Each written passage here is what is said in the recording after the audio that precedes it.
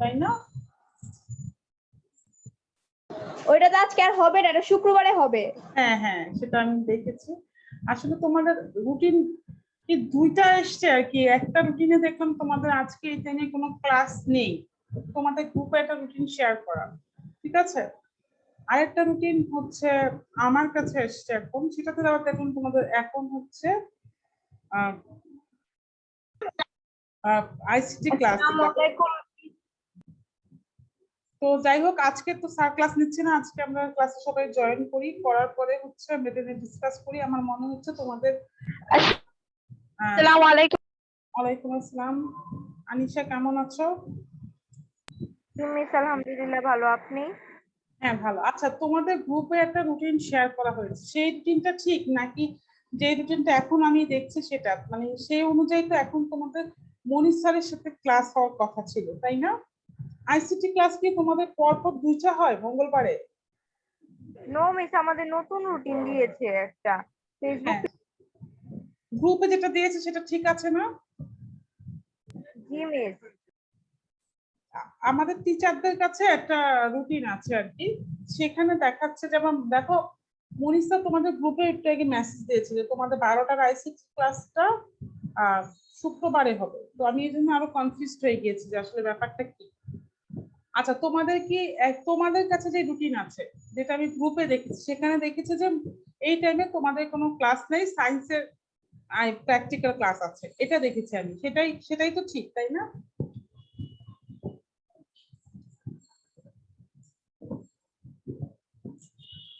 আচ্ছা, তোমরাও কনফিউজ, ঠিক আছে। আজকের ক্লাসটা আমরা নিয়ে ফেলি। তো হচ্ছে যে আগামী ক্লাসের আগে দেন হচ্ছে আমরা ডিসকাস করে তারপরে হচ্ছে আমরা সিদ্ধান্ত নিব যে আসলে এই ক্লাসটা আসলে কখন হবে। আগে তো তোমাদের ক্লাসটা আমি সোমবারে 9টায় নিতাম, সেটা তোমরা প্রত্যেকেই জানো। আমি সোমবারে 9টায় ক্লাসটা নিতাম, কিন্তু এখন তো তোমাদের 9টা থেকে অন্য ক্লাস পড়ে গিয়েছে। 9টা থেকে হচ্ছে তোমাদের অন্য ক্লাস পড়ে গিয়েছে। এই কারণেই হচ্ছে তোমাদের আমি হচ্ছে ক্লাস টাইমটা আসলে চেঞ্জ করতে চাচ্ছি। চেঞ্জ করতে বলতে যেদিন হচ্ছে তোমাদের আমি মঙ্গল অথবা বুধবারের মধ্যে যে কোনো একদিন নিতে চাচ্ছি, মঙ্গল বা বুধবারের মধ্যে।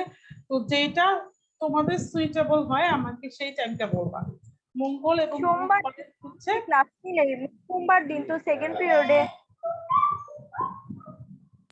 হ্যাঁ, সোমবার দিন সোমবার দিন সেকেন্ড ক্লাস থাকে পিরিয়ডে না, হচ্ছে তখন ফিনান্স তোমাদের রুটিনে, তাই তো? সেটা বলছো তো? হবে। হ্যাঁ, একটু জোরে বলো, আমি না শুনতে পাচ্ছি না। মিস আজকে আপনার ক্লাস? হ্যাঁ, সেটা নিয়েই কথা বলছি। আমি তোমাদের গত সোমবারে ক্লাসটা নিতে পারি নাই, তো সেই ক্লাসটা আমি আজকে নেওয়ার কথা কিন্তু আগেই বলেছিলাম। মনে করে দেখো, আমি গ্রুপে মেসেজ দিয়েছি, সবাই গ্রুপে উপর দিকে উঠে দেখতে পারবে। সোমবারে আমি হচ্ছে হ্যাঁ একটা মেসেজ দিয়েছি যে সোমবারের ক্লাসটা আমি নিতে পারছি না, ক্লাসটা আমি মঙ্গলবার দিন 12টায় নিব। দেখো, আমি একটা মেসেজ দিয়েছিলাম সোমবার দিন। তোমরা গ্রুপে সবসময় খেয়াল রাখবা যে টিচাররা যে মেসেজ গুলো দেয়, তাহলে তোমরা সব ইনফরমেশন পাবা। আসসালামু আলাইকুম। ওয়ালাইকুম আসসালাম। সোমবার দিন 11টা থেকে তো আপনার ক্লাস নিলে তখন কারো ক্লাস থাকে না। বুধবার দিন না? সোমবার দিন মিস, যেদিন আপনি নিতেন 9টা বাজে নিতেন না, ওটা 10টা বাজে নিলে তখন তো কারো ক্লাস থাকে না। হ্যাঁ হ্যাঁ, সেটা তো আমি জানি। তো ওইটা সোমবার দিন আসলে আমি ব্যস্ত, বুঝছো, এই কারণে আমি তোমাদেরকে 9টায় নিতাম। ব্যস্ত বলতে হচ্ছে তোমাদের আসলে একটা বিষয় শেয়ার করা হয়নি। তোমরা ছবিতে দেখতে পাচ্ছ না যে আমার ছবিটা, আমার ছেলে আমার সাথে বসা, দেখতে পাচ্ছ আমার যে ছবিটা? হ্যাঁ, তো আমার ছেলে, হ্যাঁ আমার ছেলেটার এখন 4 বছরে পড়লো, বুঝছো, কিন্তু ও কথা বলে না এখনো। তো ওকে স্পিচ থেরাপি দেওয়ার জন্য নিতে হয়, ওইটা হচ্ছে সোমবারে ওর ডেটটা। থেরাপি দেওয়ার জন্য আমি যেখানে নেই, ওই স্পিচ মানে কথা বলা বা থেরাপি দিতে হয়, ঠিক আছে। তো ওইটা হচ্ছে সোমবারে তোমার 10টা থেকে। তো এই জন্য তোমাদেরকে আমি কি করতাম, মনে করে দেখো 9টা থেকে 9টা 40 আমি তোমাদেরকে ক্লাস নিয়ে দেন হচ্ছে আমি ওকে নিয়ে যেতাম। কিন্তু এখন আমার ক্লাস কয়টায় পড়ে গিয়েছে? 10টায়। তো আমি যদি তোমাদের 10টা থেকে 10টা মানে 40ই নেই, তাহলে হচ্ছে ওই থেরাপিটা মিস হয়ে যাবে। আর এগুলা তো তোমার হচ্ছে বুঝতেই পারছো যে আগে থেকে শিডিউল করে রাখতে হয়, মানে আমি চাইলে হুট করে ওটা চেঞ্জ করতে পারছি না। এই কারণে আমি চেয়েছি যে তোমাদের এখন তো প্র্যাকটিক্যালের শর্ট রুটিন দিয়ে দিছো, তোমাদের ওই সোমবার ছাড়া আর কি, ধরো মঙ্গল বা বুধবারে যদি আমি ক্লাস নিতে পারি, মঙ্গল বুধ বৃহস্পতিতে আমার সমস্যা নাই, যে কোনো একদিন নিলেই হবে। বৃহস্পতিবার দিন তোমাদের অফ, ওই জন্য কোনো ক্লাস দিতে চাচ্ছি না আমি। এই মঙ্গল বুধের মধ্যে তোমরা তোমার হচ্ছে যেই টাইমটা ফ্রি থাকো আর 12টার দিকে একটা ক্লাস দিচ্ছে নাই, সেই জন্য আমি ওই টাইমটা চুজ করতে চেয়েছিলাম। তোমরা কি আমার কথা বুঝতে পেরেছো? জি মিস, বুঝতে পেরেছি। হ্যাঁ, তো এই কারণেই হচ্ছে দেখবা তোমাদের ক্লাসগুলো কিন্তু আমি 9টায় নিয়েছি, ঠিক আছে, কিন্তু এখন তো 9টায় অন্য ওর থেরাপি শুরু হয় 10টা থেকে।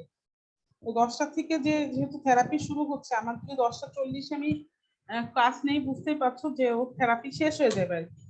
তো আবার এসেও যে আমি তোমাদের ক্লাস নিব, তখন তোমাদের অন্য ক্লাস থাকে, সেজন্য সোমবার দিন পসিবল হচ্ছে না। সোমবার দিন আমি হচ্ছে আগে নিয়ে ফেলতাম সকালবেলায়, কিন্তু এখন তোমাদের বাংলা ক্লাস পড়ে গিয়েছে, আর বাংলা ক্লাসগুলো তোমাদের কম্বাইন্ড হয়, তাই না?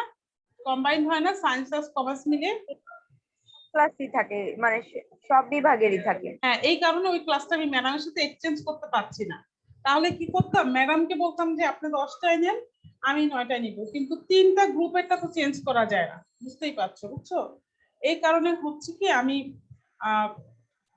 চাচ্ছি যে তোমাদের রুটিন অনুযায়ী বুধবার দিন দেখলাম তোমাদের এই যে 12টা থেকে 1টা এটা ফ্রি আছে, 12টা থেকে 12টা 40 এই টাইমটা তোমরা ফ্রি আছো বুধবার দিন, বা মঙ্গলবার দিন তোমাদের তো আইসিটি ক্লাস, এখন দেখছি যে নতুন রুটিনে মঙ্গলবার দিন আইসিটি ক্লাস আছে।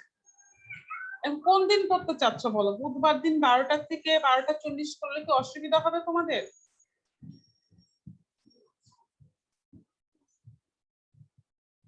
বুধবার দিন মিস? হ্যাঁ, বুধবার অথবা মঙ্গলবার বললামই, এই 2 দিনের মধ্যে তোমরা একদিন চুজ করতে পারো। প্রেশার পড়ে যায়, কারণ মঙ্গলবার দিন মনির স্যারের মানে প্র্যাকটিক্যাল ক্লাস থাকে। প্র্যাকটিক্যাল তো আমরা কোনোদিন ক্লাস করিনি, করো নতুন নাই? নতুন মিস আমরা হ্যাঁ হ্যাঁ, তো বুধবার করলেই ভালো হয়, তাই না?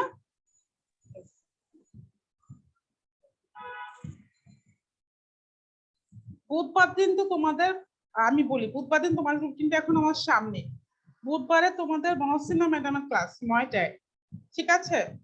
তারপরে হচ্ছে 10টায় হচ্ছে তোমাদের অ্যাকাউন্টিং ক্লাস তাসলিমা ম্যাডামের। এরপরে জি হচ্ছে মিস। তোমাদের 11টায় হচ্ছে জেনারেল সায়েন্স ক্লাস পর্ণা ম্যাডামের। আর 12টায় তোমাদের কোনো ক্লাস নাই, বায়োলজি প্র্যাকটিক্যাল। তো ওই 12টার সময় তোমরা বুধবার দিন ফ্রি আছো, ওই দিন করলে কি তোমাদের অসুবিধা হবে ফিনান্স ক্লাসটা? নো মিস, অসুবিধা হবে না। হ্যাঁ, তাহলে তোমরা যদি এভাবে করো, তাহলে আমি আমি চেষ্টা করবো আমার ছেলের থেরাপির টাইমটা চেঞ্জ করার। বুঝতেই পারছি থেরাপি গুলো অনেক আগে থেকে শিডিউল দিয়ে রাখতে হয়, তো ওর শিডিউলটা আমার ফিক্স করে দেওয়া। তো এখন হসপিটালের ব্যাপার তো, এগুলো চেঞ্জ করা কঠিন। তো তোমরা যদি একটু কষ্ট করে জাস্ট সোমবারের 10টার ক্লাসটা তোমরা বুধবারে 12টায় করবো, এটা যদি করো তাহলে মানে আমার জন্য আসলে অনেক সুবিধা হয়। যদি তোমাদের আপত্তি না জি থাকে মিস। তাহলে এইটাই ফিক্স থাকবে। আমি তো মেসেজ দিয়ে দেই, প্লাস মানে লিংকও দেই। এখন বলো, মেসেজ দিয়ে সমস্যা থাকলে এখনই বলো।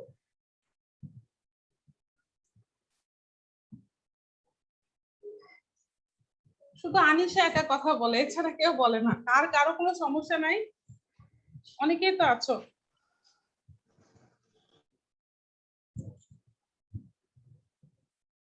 আমরা যদি সোমবারে তোমাদের রুটিনে ফিনান্স ক্লাস সোমবার 10টায়, সেটা যদি আমরা বুধবার 12টা থেকে 12টা 40 করি, এই উইক তো চলেই গেল, এই উইক না আগামী উইক থেকে, তাহলে কি কারো কোনো প্রবলেম আছে কিনা? No miss. আচ্ছা, তাহলে সেই কথাই থাকলো।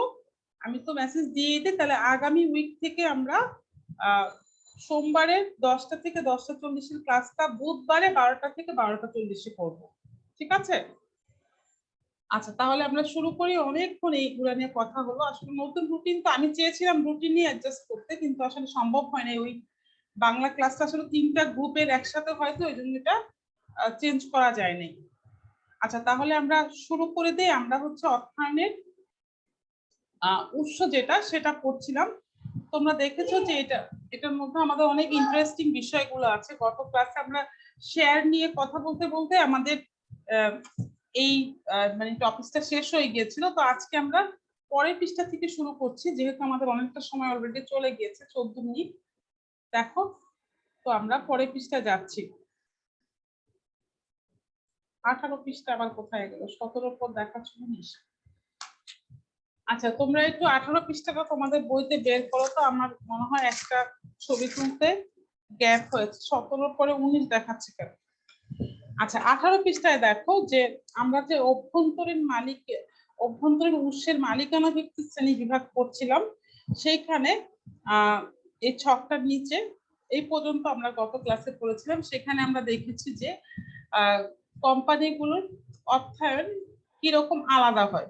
ঠিক আছে, তো সেখানে দেখো আমরা প্রথমে দেখেছি যে এক মালিকানা প্রতিষ্ঠান যেটা আছে সে তার নিজস্ব উৎস ব্যবহার করে ব্যাংক থেকে লোন নেয়। যৌথ মূলধনী অংশীদারি কারবার কি করছে, অংশীদারদের টাকাটা নিচ্ছে, প্লাস হচ্ছে সে ব্যাংক থেকে লোন নিচ্ছে। আরেকটা আমরা ডিফারেন্ট প্রতিষ্ঠান দেখেছিলাম যৌথ মূলধনী কারবার, যেটাকে 2 ভাগে ভাগ করা হয়েছে। সেটা হচ্ছে তোমার পাবলিক লিমিটেড কোম্পানি আর প্রাইভেট লিমিটেড কোম্পানি। তাদের অর্থায়নটা আলাদা, কারণ তারা শেয়ার ইস্যু করতে পারে। এই শেয়ার নিয়ে আমরা গত ক্লাসে অনেক কিছু বুঝেছি, যে শেয়ার জিনিসটা কি, বা শেয়ার কিভাবে বিক্রি করে কিভাবে কোম্পানি অর্থায়নটা করা যায়। তো আজকে আমরা পরের থেকে শুরু করছি। 18 পৃষ্ঠায় দেখো, আমার এখানে আমি দেখতে পাচ্ছি যে 17 পরে 19 চলে গিয়েছে, একটা পৃষ্ঠা গ্যাপ হয়ে গেছে সম্ভবত। তো যেহেতু আমি রেকর্ড করছি, তো এখন আমি আর এটা নতুন করে আনতে পারবো না। ঠিক আছে, তো তাহলে আবার রেকর্ডিংটা স্টপ হয়ে যাবে। তো এই কারণে তোমরা একটু 18 পৃষ্ঠাটা বের করে ফেলো। 18 পৃষ্ঠাটা বের করো। আমি কয়েকজন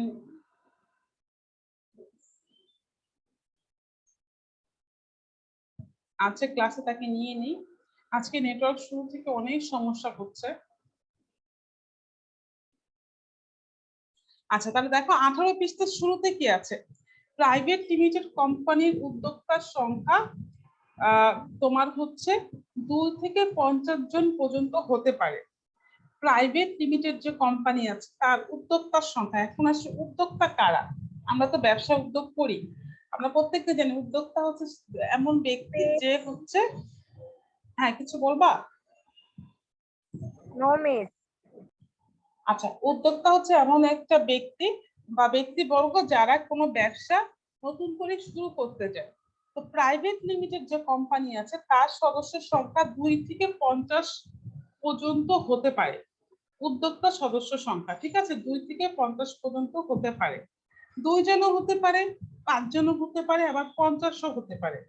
তাহলে এই সংখ্যাটা আমরা এমসিকিউর জন্য মনে রাখবো। 18 পৃষ্ঠায় পড়াচ্ছি প্রাইভেট লিমিটেড কোম্পানির উদ্যোক্তার সংখ্যা 2 থেকে 50 জন পর্যন্ত, আর পাবলিক লিমিটেড কোম্পানির উদ্যোক্তার সংখ্যা নিম্নে 7 জন, ঊর্ধ্বে শেয়ার দ্বারা সীমাবদ্ধ।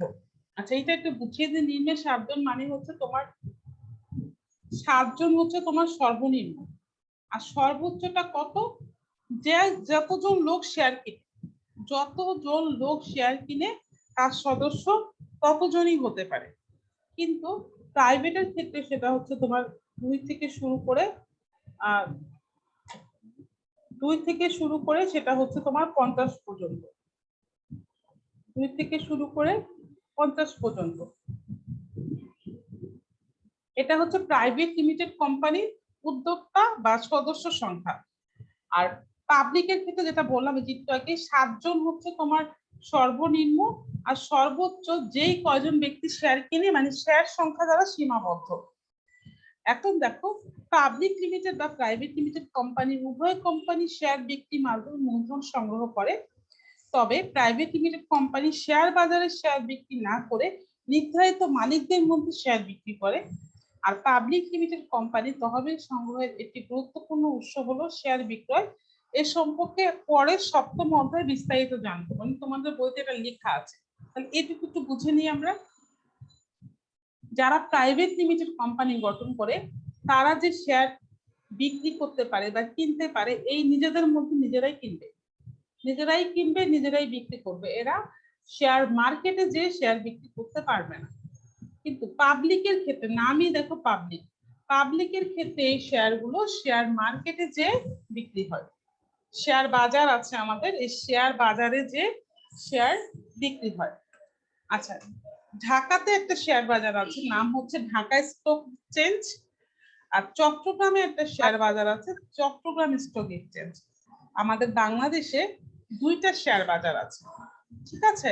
বাদ বাকি যাবতীয় জেলার যত ব্যবসায়ীরা আছে তারা এই দুই জায়গায় নিবন্ধন করে তাদের শেয়ার কিনা বেচার কার্যক্রম সফল করতে পারে। আর শেয়ার অনলাইনেও কিনা যায় চাইলে, আবার সরাসরি যেও তোমার এই ঢাকা স্টক এক্সচেঞ্জ হচ্ছে তোমার মতিঝিলে আছে, মতিঝিলে ওই যে শাপলা চত্বরটা আছে না, ওইখানে ঢাকা স্টক এক্সচেঞ্জ। আর চট্টগ্রামেও একটা আছে। তো আমরা সরাসরি যেও এখান থেকে শেয়ার কিনতে পারি। প্রসিডিওর আছে কিছু, ব্যাংক অ্যাকাউন্ট লাগে শেয়ার কেনার জন্য, যেহেতু লেনদেন যাবতীয় ব্যাংকে হয়।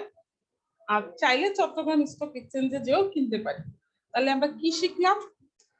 প্রাইভেট লিমিটেড কোম্পানি যারা, তারা নিজেদের মধ্যে নিজেরা শেয়ার কেনা বেচা করে। এই 2 থেকে 50 জনের মধ্যে তারা কেনা বেচা করবে, তারা শেয়ার মার্কেটে যাবে না। যারা পাবলিক লিমিটেড কোম্পানি তারা শেয়ার বাজারে যে শেয়ার কেনা বেচা করবে, ঠিক আছে। তো শেয়ার সম্পর্কে আরো অনেক কথা আছে যেটা আমি সপ্তম অধ্যায়ে জানবো। তো আমরা মূল কথা যেটা জেনে নিলাম যে আমাদের দেশে দুইটা শেয়ার বাজার আছে, ঢাকা স্টক এক্সচেঞ্জ বা ডিইসি আর চট্টগ্রাম স্টক এক্সচেঞ্জ বা সিইসি। এই দুইটা জায়গায় হচ্ছে তোমার শেয়ার কেনা বেচা হয়, ঠিক আছে। এই গেল আমাদের 18 পৃষ্ঠার একদম উপরের প্যারাটা। এরপরে আসতেছি আমরা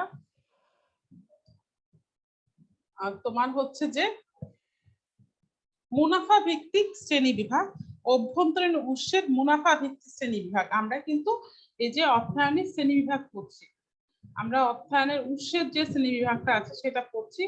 যারা আগের ক্লাসে মিস করেছো দেখো, এই যে আমরা মালিকানা ভিত্তিকটা শেষ করেছি, এখন হচ্ছে আমরা মুনাফা ভিত্তিকটা পড়ছি। এটাও আমাদের 18 পৃষ্ঠায় আছে। তো 18 পৃষ্ঠা দেখো, 18 পৃষ্ঠাতে বলেছে যে অবন্টিত মুনাফা ও সঞ্চিত তহবিল।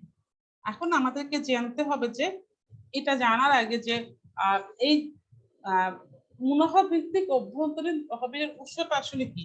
দেখো তোমাদের বইতে বলেছে যে ব্যবসা প্রতিষ্ঠান উৎপাদিত পণ্য দ্রব্য বা সেবা প্রদানের মাধ্যমে অর্থ উপার্জন করে থাকে। এই উপার্জিত অর্থ আয় থেকে উৎপাদন খরচ, বিক্রয় খরচ ইত্যাদি বাদ দিলে যেটা থাকে সেটাই প্রতিষ্ঠানের মুনাফা। আচ্ছা, তাহলে এই লাইনটা বুঝিয়ে দেই। বলেছে যে একটা প্রতিষ্ঠানের আসলে আয় কি? আয় তো হচ্ছে তার বিক্রয়, তাই না? ধরো তুমি একটা সাবানের ফ্যাক্টরি করো, তুমি সাবান বিক্রি করলে যেটা আয় হবে সেটাই তোমার আয়। এটাই বলছে যে একটা প্রতিষ্ঠানের আয়ের উৎস হচ্ছে বিক্রয়। তো বিক্রয় থেকে তোমার উৎপাদন খরচ বাদ দিতে হবে। সাবান উৎপাদন করতে তোমার অবশ্যই ব্যয় হয়েছে না, সাবানের জন্য তোমার বিভিন্ন কাঁচামাল কিনতে হয়েছে, শ্রমিকের মজুরি দিতে হয়েছে, তোমার ফ্যাক্টরি ভাড়া দিতে হয়েছে, বিদ্যুৎ বিল দিতে হয়েছে, পানির বিল দিতে হয়েছে। তাহলে তোমার ওই বিক্রয় থেকে, বিক্রয় করে যে টাকাটা পেলা তার থেকে উৎপাদন খরচ এবং বিক্রয় সংক্রান্ত যাবতীয় খরচ তুমি বাদ দিবা। বাদ দেওয়ার পরে তোমার হাতে অবশিষ্ট যে টাকাটা থাকবে সেটাই হচ্ছে তোমার মুনাফা। আমরা তো মুনাফা ভিত্তিক শ্রেণীবিভাগ করছি, এর আগে আমাদেরকে জানতে হবে মুনাফা। তাহলে আমরা কি শিখলাম? বিক্রয় থেকে উৎপাদন খরচ এবং বিক্রয় খরচ এই দুইটা বাদ দিলে যেটা থাকে সেটা হচ্ছে আমাদের মুনাফা। তাহলে এই মুনাফার থেকে আবার কি বাদ দিতে হয় আমাদের? ঋণের সুদ, সরকারকে প্রদত্ত ট্যাক্স বাদ দিলে যেটা থাকে সেটা হচ্ছে যে আমরা ফাইনালি নিজেরা ব্যবহার করতে পারি। তো তুমি তোমার বাবা যদি ব্যবসা করে তাহলে জিজ্ঞেস করো যে বাবা তুমি তো এই মাসে 50,000 টাকা বিক্রি করলাম, 50,000 টাকায় কি তুমি নিজের কাছে রাখতে পেরেছো? তখন তোমার বাবা বলবে কি যে না, 50,000 টাকা আমি নিজের কাছে রাখতে পারবো না। কারণ হচ্ছে যে এখান থেকে আমার শ্রমিক কর্মচারী বেতন দিতে হবে, এখান থেকে আমার বিদ্যুৎ বিল দিতে হবে, এখান থেকে আমার সরকারকে কর দিতে হবে, বা পৌরসভাকে কর দিতে হবে, বা মার্কেটে কোনো ট্যাক্স থাকলে সেটা দিতে হবে। দেওয়ার পরে আমার কাছে যেটা থাকবে সেটা আমি নিজের কাছে রাখতে পারবো। তাহলে বাস্তবে যেরকম আমরা বইতেও সেরকম পড়ছি যে বিক্রয় থেকে উৎপাদন বিক্রয় খরচ সরকারকে প্রদত্ত ট্যাক্স বা সুদ বাদ দেওয়ার পরে যা থাকে সেটাই হচ্ছে আসলে আমাদের মুনাফা। তো এই মুনাফা কিভাবে আমাদের তহবিলের উৎস সেটা নিয়ে এখন আমরা আলোচনা করবো। দেখো যেমন বলছি ঋণের ক্ষেত্রে যেমন ঋণের কিস্তি পরিশোধ করা বাধ্যতামূলক অভ্যন্তরীণ তহবিলের উৎস, তেমনি কিছু প্রদান করতে হয় না, ফলে তহবিল পরিশোধের অপরাধতা সংক্রান্ত ঝুঁকি কিছুটা কমে যায়। আচ্ছা এই লাইনটা একটু বুঝে যায়। যেমন কেউ যদি ঋণ নেয়, ঋণ নিলে সে ঋণের কিস্তি কিন্তু তাকে পরিশোধ করতে হবে। ঋণ নিয়েও কিন্তু তোমার টাকা ব্যবসায় কাজে খাটানো যায়, আবার ঋণের সুদও দিতে হয়, ঠিক আছে। আবার মুনাফা ভিত্তিক এছাড়া আরো যতগুলো উৎস আছে এখন আমরা সেগুলো জানবো, ঠিক আছে। তাহলে আমরা মূল কথা কি শিখলাম? মূল কথা শিখলাম হচ্ছে মুনাফা কি। মুনাফা হচ্ছে একটা প্রতিষ্ঠানের ব্যবসার বিক্রয় থেকে যাবতীয় খরচ সরকারকে প্রদেয় কর এবং ট্যাক্স বাদ দিলে যা অবশিষ্ট থাকে তাই হচ্ছে আমার মুনাফা। এই মুনাফাটাকে আমি আমার ব্যবসায় একটা তহবিল হিসেবে কাজে লাগাতে পারি। কিভাবে লাগাতে পারি এখন সেই উপায়গুলো পড়বো। প্রথম উপায়ের নামই হচ্ছে অবন্টিত মুনাফা ও সঞ্চিত তহবিল। এখন দেখো অবন্টিত মুনাফা কি, এই লাইনটা একটু আমরা দাগ দিয়ে রাখবো, তোমাদের বইতে আছে দেখো 18 পৃষ্ঠায় ক নাম্বার পয়েন্ট। নিট মুনাফার যে অংশ শেয়ার হোল্ডারদের মধ্যে বন্টন না করে কারবারে বিনিয়োগ করা হয় তা অবন্টিত মুনাফা। আবারও বলছি দেখো, নিট মুনাফার যে অংশ শেয়ার হোল্ডারদের মধ্যে বন্টন না করে কারবারে বিনিয়োগ করা হয় তাই অবন্টিত মুনাফা। আচ্ছা বুঝিয়ে দেই, একটু আগে তো আমরা নিট মুনাফাটা শিখে আসতাম, একটু আগেই মুনাফাটা শিখেছি আমরা, যে বিক্রয় থেকে যাবতীয় খরচ কর সুদ বাদ দিলে যেটা থাকে সেটাই আমার নিট মুনাফা। তো নিট মুনাফা কিন্তু আমরা সবই শেয়ার হোল্ডারদেরকে দিয়ে দিব না। শেয়ার হোল্ডার কারা? যারা কোম্পানির শেয়ার কিনে তারা শেয়ার হোল্ডার। তো তাদেরকে যদি আমরা সব দিয়ে দেই তাহলে তো আমরা ভবিষ্যতে ব্যবসাটাকে বাড়াতে পারবো না। তাহলে নিট মুনাফা ধরো আমি করেছি 100 টাকা, আমার নিট মুনাফা হয়েছে 100 টাকা, 100 টাকার মধ্যে 60 টাকা আমি শেয়ার হোল্ডারদেরকে দিয়ে দিয়েছি, আর বাকি 40 টাকা যে আমি রেখে দিয়েছি এই 40 টাকাই হচ্ছে আমার অবন্টিত মুনাফা। তাহলে কি নিট মুনাফার যে অংশটা আমি শেয়ার হোল্ডারদেরকে না দিয়ে ভবিষ্যৎ বিনিয়োগের জন্য রেখে দিয়েছি সেটাকে আমি বলছি অবন্টিত মুনাফা। বলেছে যে ভবিষ্যতে ব্যবসা সম্প্রসারণ করার জন্য এই অবন্টিত মুনাফার একটা তহবিলে আলাদা করে রাখলে আচ্ছা অপো A3s এই নামে কি আবার কে এসেছে? কোন ডিভাইসের নামে কেউ ঢুকলে তাকে হচ্ছে আমরা নিব না, ঠিক আছে। তোমরা তোমাদের ফ্রেন্ডদেরকে বলে দিও এই যে মোবাইল ডিভাইসের নামে কেউ যদি ঢোকে তাহলে তাকে ক্লাসে জয়েন করানো হবে না। প্রত্যেকের নাম এবং রোল দিয়ে আসলে আমাদের ক্লাসে জয়েন করতে হবে, এটা হচ্ছে আমাদের একটা নিয়ম, আমরা প্রত্যেকে জানি। এখন কেউ আমাদের স্টুডেন্ট এতদিন এটা অজানা হওয়ার কথা না। আচ্ছা এখন আসি যে অবন্টিত মুনাফা কি বললাম, তার মানে নিট মুনাফার যে অংশটা আমরা এখন শেয়ার হোল্ডারদেরকে না দিয়ে ভবিষ্যতে বিনিয়োগ করার জন্য রেখে দিচ্ছি সেটাকে আমরা বলছি অবন্টিত মুনাফা। আর যেই তহবিলে এটা জমা করে রাখে সেই তহবিলটার নাম হচ্ছে সঞ্চিতি তহবিল। আমরা অ্যাকাউন্টিং অঙ্ক করার সময় অনেক সঞ্চিতি তহবিল দেখি, তাই না? সঞ্চিত তহবিলটা আমরা সবসময় দেখি। তাহলে অবন্টিত মুনাফাটা যেই তহবিলে জমা করে রাখা হয় সেই তহবিলের নামই হচ্ছে সঞ্চিত তহবিল, ঠিক আছে। আবারও রিপিট করছি, অবন্টিত মুনাফা যেই তহবিলে জমা করে রাখা হয় সেই তহবিলের নাম হচ্ছে সঞ্চিতি তহবিল। দেখো তো এটা বুঝতে কারো অসুবিধা হয় কিনা। যেহেতু স্ক্রিনে আমার স্ক্রিনে আমি এই পৃষ্ঠাটা শো করতে পারছি না, আর তোমাদের কাছে তো বই আছে, তোমাদের বই থেকে কিন্তু আমি পড়াচ্ছি, কেন আমার কাছে সামনে কিন্তু বই। তো তোমরা হচ্ছে যে এটা দেখো যে 18 পৃষ্ঠায় আছে, এই অবন্টিত মুনাফা ও সঞ্চিত তহবিল, যেটা আমি বুঝিয়ে দিলাম। এটা বুঝতে কারো অসুবিধা আছে কিনা একবার পড়ো।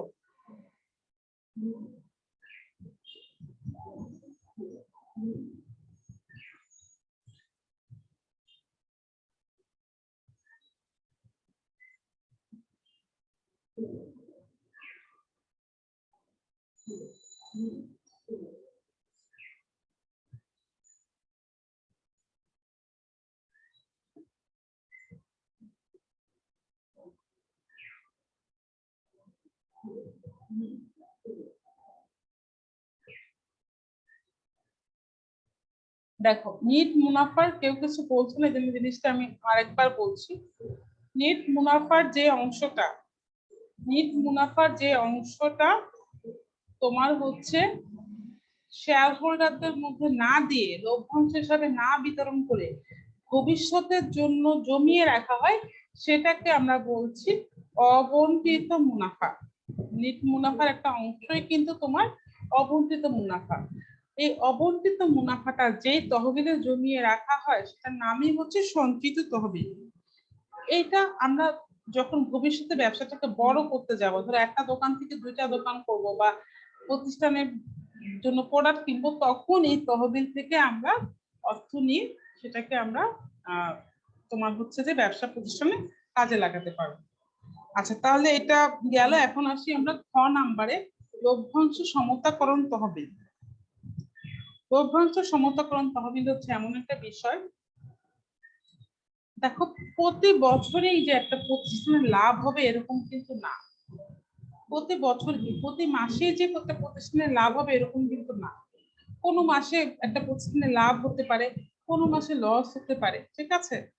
তো কোম্পানির যারা শেয়ার হোল্ডার আছে, তারা কিন্তু চায় যে আমি প্রতি মাসেই বা প্রতি বছরেই কোম্পানির থেকে একটা লাভ পাবো, প্রতি বছরে আমি একটা কোম্পানি থেকে লাভ পাবো। এখন আমার কোম্পানি থেকে ধরো তোমরা ক্লাসে 10 জন শেয়ার কিনেছো, এখন তোমরা যদি হচ্ছে যে লাভটা না পাও প্রতি বছর, তাহলে কিন্তু আর তোমরা আমার কোম্পানির আমার সুনাম কমে যাবে, তোমরা আর আমার কোম্পানি থাকতে চাইবে না।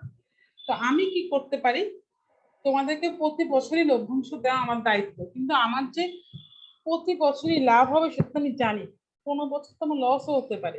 তো আমি কি করব, আমার যেই বছরগুলোতে লাভ হবে সেই লাভের একটা অংশ আমি এই লভ্যাংশ সমতাকরণ তহবিলে জমিয়ে রাখবো। একটা উদাহরণ দিই, ধরো তোমার বাবা 60,000 টাকা ইনকাম করে, তোমাদের সংসার খরচে সে করার পরেও সে একটা ব্যাংকে অ্যাকাউন্ট করেছে, 3,000 টাকা করে সে জমিয়ে রাখে। কেন? তোমাদের কোনো বিপদ আপদ বা কোনো কিছুতে বা কোনো মাসে যদি কোনো অতিরিক্ত খরচ করে, যাতে সে সেই অ্যাকাউন্ট থেকে টাকাটা তুলতে পারে। ঠিক লভ্যাংশ সমতাকরণ তহবিলটা এরকম, একটা প্রতিষ্ঠানের যে প্রতিনিয়তই লাভ হবে এরকম কোনো বিষয় না। তো কোনো কোনো সময় তার লস হতে পারে, কিন্তু সে যদি শেয়ার মালিকদেরকে লাভ না দিতে পারে, তাহলে তার প্রতিষ্ঠানের সুনাম ক্ষুণ্ণ হবে, তার প্রতিষ্ঠানের শেয়ারের দাম কমে যাবে। এই কারণে সে একটা তহবিল বানায়, সেই তহবিলে সে মুনাফা হলেই তহবিলের মুনাফার একটা অংশ লভ্যাংশ সমতাকরণ তহবিলে রেখে দেয়। তো কোনো বছর যদি এরকম হয় যে মুনাফাটা কম হচ্ছে, তাহলে ওই তহবিল থেকে শেয়ার হোল্ডারদেরকে মুনাফাটা দিয়ে দেয়। দেখো বইতে বলেছে 18 নম্বর পৃষ্ঠায় খ নাম্বারে আছে, কোম্পানির শেয়ার হোল্ডাররা কোম্পানি থেকে সাধারণত নিয়মিত লভ্যাংশ পেয়ে থাকে। এই লভ্যাংশ প্রদানের সাথে কোম্পানির সুনাম জড়িত।